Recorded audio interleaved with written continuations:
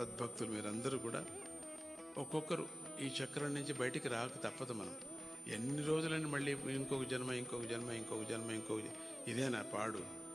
ఆ వంటింటికి వెళితే అదే పాత్రలు కడుగు, మళ్ళీ కొత్తది చెయ్యి, అన్ని ఖాళీ చెయ్యి, మళ్ళీ కొత్తది కడుగు, మళ్ళీ ఏంటిది ఎంత బోర్ అవుతుందో. అట్లా బోర్ అవుతుందని ఊరికి కూర్చోవటానికి వీల్లేదు. ఆకలి అవుతుంది, పరిగెత్తిపోవాలో మళ్ళీ చేసుకోవాలి తప్పదు. ఇక మనకు ఏం అట్లా పెట్టేశాడు చక్రం, మనకు అట్లా చక్రాన్ని పెట్టేశాడు. ఒక్క నిమిషం మనం కూర్చోవటానికి వీలు లేకుండా పెట్టాడు. మనం బలవంతంగా కూర్చున్నా కూడా కూర్చొనివ్వడు. లే లే లే, వంట వండుకో, తిను, అందరికి పెట్టు, నువ్వు తిను, ఏమీ మాట్లాడటానికి వీల్లేదు మనకు. అట్లా పరిస్థితి. ఎక్కడో చోట తిను, మళ్ళీ అట్లా ఉండిపోతాం. అట్లా ఆ విధమైనటువంటి ఈ చక్రంలో అంతా తిరుగుకున్నాం.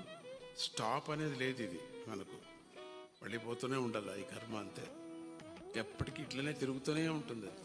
ఎన్ని యుగాలు అయిందో ఇది, ఎప్పుడు పుట్టిందో, ఎప్పుడు ఎండ్ అవుతుందో మనకి ఇప్పుడు అనిపిస్తుంది. అప్పుడప్పుడు భవిష్యం చెప్తూ ఉంటారు చాలామంది, ఇంకేమైపోతుంది సినిమాని అయిపోవటానికి. ఇది ఎప్పుడో రాసి పెట్టారు ఇన్ని యుగాలకి ఇన్ని అని చెప్పేసి. వీళ్ళు ఊరికి అప్పుడప్పుడు అట్లా అంటూ ఉంటారు. అదా అయిపోయింది, ఇది అయిపోయింది, అదే అయిపోయింది అని చెప్పేసి. అదొక జీవనం, వాళ్ళు అట్లా చెప్పుకోవటంలో ఒక జీవనం, అది ఒక మాయ. సరే, మనకు అన్నీ మనం అనుభవించక తప్పదు. చూస్తున్నాం అన్నీ, మంచిది చెడ్డది అంతా చూస్తున్నాం. ప్రపంచం పుట్టేది చూసాం. ఈరోజు అక్కడెక్కడో అంత పెద్ద పెద్ద పెద్ద పెద్ద పెద్ద మేడాలు, పెద్ద పెద్ద బిల్డింగులు, అది చూసాం. అప్పుడు ఎంత అద్భుతమైనటువంటి విచారాలు చూసాం. డమ్మని బాంబడి కాలిపోయింది చూసాం. రెండు చూసాం. పుట్టింది చూసాము, అది పోయింది చూసాం, మళ్ళీ పుట్టేది చూస్తూ ఉంటాం. ఇదేం పని మనకు. వాడికి అదే పని, మనకి ఇదే పని. మళ్ళీ మనం కూడా డమ్ అని ఎప్పుడో వెళ్ళిపోతాం, మళ్ళీ ఎక్కడో పుడతాం. మళ్ళీ మనది ఇదే పని, వాళ్ళది అదే పని.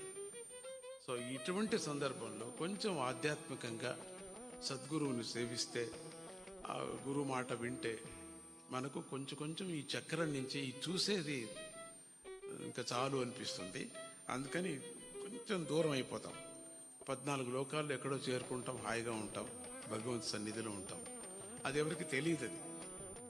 అది దానికి నమ్మకాలు రావాలా, దానికి మనలో ఉండేటువంటి కామక్రోధాలు దూరం కావాలా, చుట్టూ మాటలు వింటాం, ఆ మాటలన్నీ వినకపోవాలా, వినకూడదు. అట్లా వింటూ సాధన చేయాలి. మనం వినుకోకుండా సాధన చేసేటువంటిదే మొండిగా తపస్సు అని కాదు.